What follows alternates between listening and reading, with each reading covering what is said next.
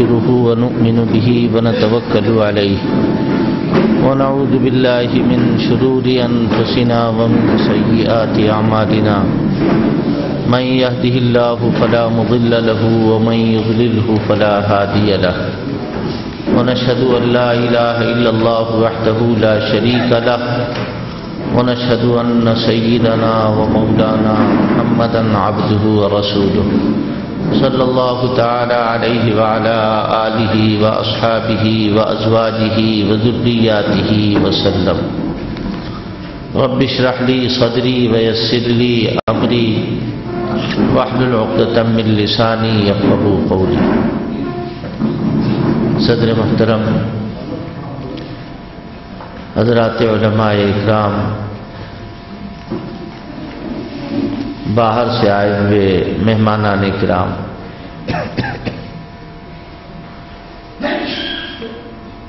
میں آپ حضرات کی خدمت میں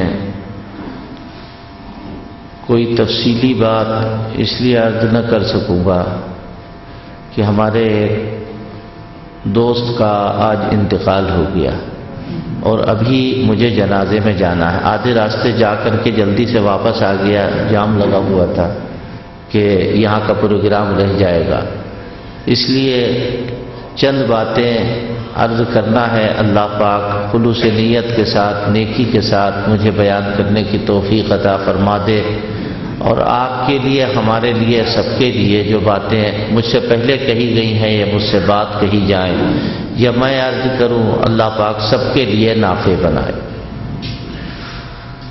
اللہ تبارک و تعالیٰ نے اپنی خاص مہربانی سے تمام نبیوں، تمام رسولوں کو بھیج کر آخری پیغمبر، آخری نبی حضرت محمد صلی اللہ علیہ وسلم کو پیدا فرمایا. اور اللہ تعالیٰ کا یہ فیصلہ کہ اب آپ نے نبوت کا پورا نظام ختم کر دیا، یعنی نبوت جن ضرورتوں کے پیش نظر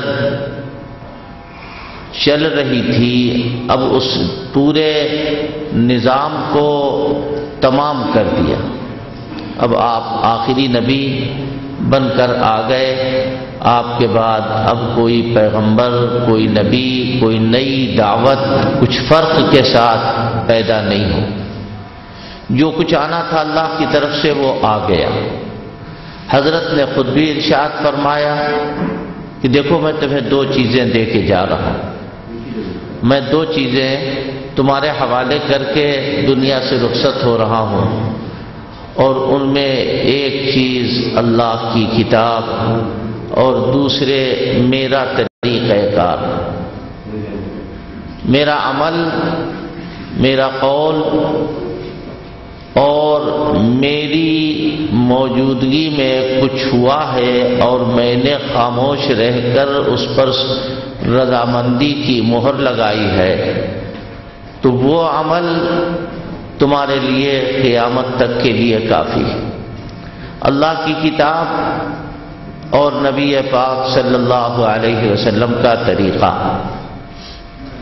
آج آپ کا تعلق مدارس سے ہے، مکاتب سے ہے، اور میں یہ سمجھتا ہوں کہ وہ سارے کے سارے مدارس و مکاتب کے لیے ام المدارس کی حیثیت دارالعلوم ندوۃ العلماء کو حاصل ہے، اس لیے کہ آپ اسی کی شاخوں میں کام کر رہے ہیں.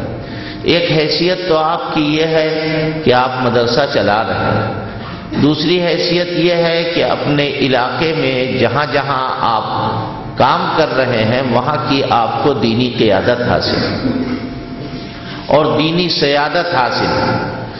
اگر آپ سے کوئی بات کہی جائے تو اس ذمہ داری کے ساتھ، اس ذمہ داری کے احساس کے ساتھ کہ اللہ تعالیٰ نے آپ کو دینی کمال عطا فرمایا، دینی قیادت اور سیادت نصیب فرمائی ہے، اس لیے وہ بات آپ تک اور آپ کے ادارے تک محدود نہ رہ کر دنیا میں عام ہوگی اور دنیا میں پھیلے گی. اللہ تبارک و تعالی نے حضور نبی کریم صلی اللہ علیہ وسلم کو حجت قرار دیا اور کتاب اللہ کو حجت قرار دیا۔ جو بات کتاب اللہ میں ہے، آپ کی سنت، آپ کی سیرت میں ہے، وہ بات حجت ہے۔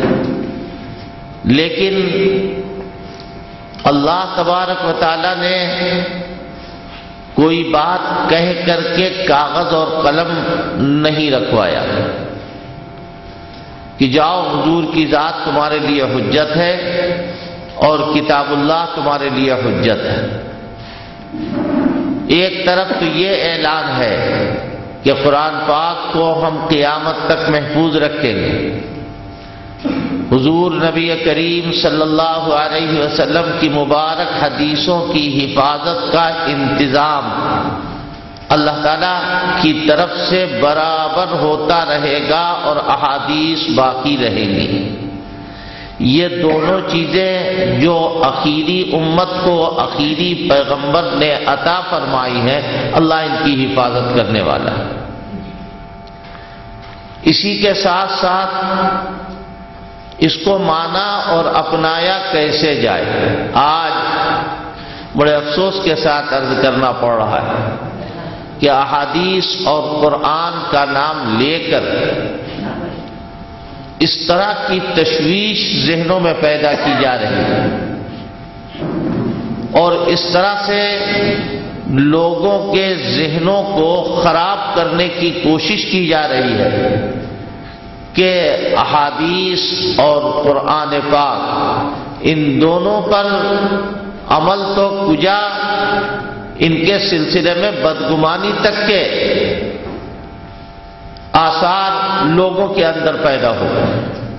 میں آپ سے عرض کروں، اللہ کی کتاب قرآن پاک، حضور پاک صلی اللہ علیہ وسلم کے فرامین عالیہ، یہ بھی قرآن پاک کی طرح ہے۔ فرما دیا وما ينطق عن الهوى ان هو الا وحی یوحى کہ یہ پیغمبر جو کچھ کہہ رہے ہیں اپنی زبان سے وہ ان کی بات نہ سمجھو، وہ ہماری بات۔ فرمایا ما آتاکم الرسول فخذوه وما نہاکم عنہ فانتہوا، رسول جو دے دیں وہ لے لو اور جس چیز سے رسول منع کر دیں اس سے رک جاؤ۔ فرمایا ومن یشاقق الرسول من بعد ما تبین له الهدى ویتبع غیر سبیل المؤمنین نولہ ما تولی ونصلہ جہنم، جو مخالفت کرے اللہ کی اور اللہ کے رسول صلی اللہ علیہ وسلم کی اور آپ کا اتباع جیسا مطلوب ہے ویسا نہ کرے اور مسلمانوں کی کے خلاف چل کر ایسا راستہ اختیار کرے کہ جو دین اور مزاج دین کے خلاف ہے، اس کا انجام فرمایا نولہ ما تولی ونصلہ جہنم۔ ایک دو آیتیں نہیں ہیں بلکہ بے شمار آیتیں قرآن پاک میں موجود ہیں۔ اللہ تبارک و تعالیٰ نے دو چیزیں دے کر پوری ایک جماعت کو ان پر عمل کرنے کا طریقہ بتایا کہ دیکھو صحابہ کا عمل، صحابہ کی فکر، صحابہ کا طریقہ، تم اس کو شریعت سے الگ نہ سمجھنا، یہ بھی شریعت۔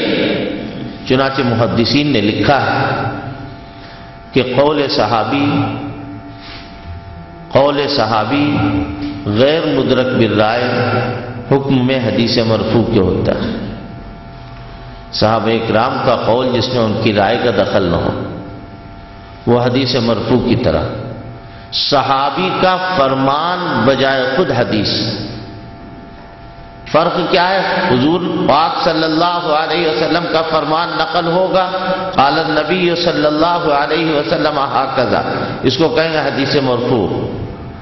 اور اگر کہا جائے گا قال عبداللہ ابن مسعود کہہ رہے ہیں تو اس کو حدیث کہا جائے گا لیکن حدیث موقوف کہا جائے گا۔ تو اللہ کے آخری پیغمبر کا فرمان جو صحابہ کو حضور کے ذریعے بغیر کسی واسطے کے ملا، صحابہ اکرام نے اس کو لے لیا اور لینے کے بعد اس پر عمل کیا اور اسی کے مطابق امت کو عمل کروا رہا. یہ نہیں کہ اپنی طرف سے کوئی بات آ جائے. اپنی طرف سے اگر کوئی بات آ جائے گی تو اس کو کہا جائے گا بدعت، اور بدعت جو ہے وہ ضلالت ہے، گمراہی ہے، بدعت جہنم میں لے جانے والی ہے. اور سنت جو ہے وہ نیکی ہے، ہدایت کا راستہ ہے اور جنت میں لے جانے والی ہے. مجھے ایک واقعہ یاد آیا. حضرت عبداللہ ابن عمر رضی اللہ تعالیٰ عنہ علماء صحابہ میں سے، اور احادیث کثرت سے ان سے مروی ہے.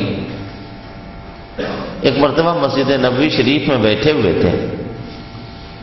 اس زمانے میں یا تو صحابہ ہیں یا تابعین ہیں.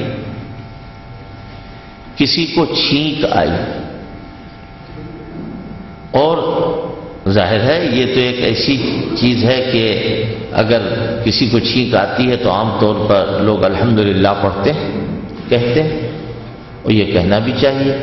جن صاحب کو چھینک آئی انہوں نے کہا الحمدللہ والصلاۃ والسلام علی رسول اللہ. یہ کیا بات ہے؟ حضرت عبداللہ ابن عمر نے بلایا، کہا یہاں ہو. تم نے کیا کہا؟ کہا ہم کو چھینک آئی، ہم نے الحمدللہ کہا اور والصلاۃ والسلام علی رسول اللہ کہا. کہا یہ والصلاۃ والسلام علی رسول اللہ تمہیں کہاں سے ملا؟ ابھی چھینک آئی تھی الحمدللہ کہتے. کہا اس میں کوئی حرج ہے؟ یہ کوئی غلط بات ہے؟ تو ان کا نہیں، یہ بہت اچھی بات ہے، لیکن جب چھینک آئی ہے تو ہمارے آقا صلی اللہ علیہ وسلم نے الحمدللہ پڑھا ہے. والصلاۃ والسلام علی رسول اللہ اس کے ساتھ نہیں ملایا. لہذا آئندہ جب کبھی ایسا موقع ہو تو جتنا حضور سے ملا ہے اتنے ہی پہ عمل کرنا، آگے بڑھنے کی کوشش نہ کرنا. یہ زیادتی سنت پر صحابہ کے دور میں گوارا تھا. ایک آدمی سے ایک عمل ہوا جو دوسرے موقع میں مثلا مسجد میں کوئی جا رہا ہے اور اسے دائنا پیر آگے بڑھایا، بسم اللہ والصلاۃ والسلام علی رسول اللہ صلی اللہ علیہ وسلم، وہ کہہ رہا ہے، سنت پہ عمل کر رہا ہے، کوئی حرج نہیں. لیکن جو موقع ایسا ہے کہ جس موقع پر یہ تعلیم نہیں مل رہی، صحابہ کو گوارا تھا. اللہ تعالیٰ کی بہت بڑی مہربانی کہ اس نے حضور پاک صلی اللہ علیہ وسلم کو ایک ایسی جماعت عطا فرمائی کہ جس نے پورے احساس کے ساتھ دین کی ایک ایک بات کو باقی رکھا. یہ انتظام خدا بندی کہ اللہ کی کتاب چلے گی اور پیغمبر کا طریقہ چلے گا، پیغمبر کا قانون چلے گا، اور جو قانون پیغمبر کا صحابہ کے دور سے ہو کر آ رہا ہے اور اس پر صحابہ متفق ہیں، اس کو حضور کا قانون سمجھا جائے. انہی خدشات کا اللہ تبارک و تعالیٰ نے علاج فرمایا. اور کیا فرمایا؟ میں دیکھو میرے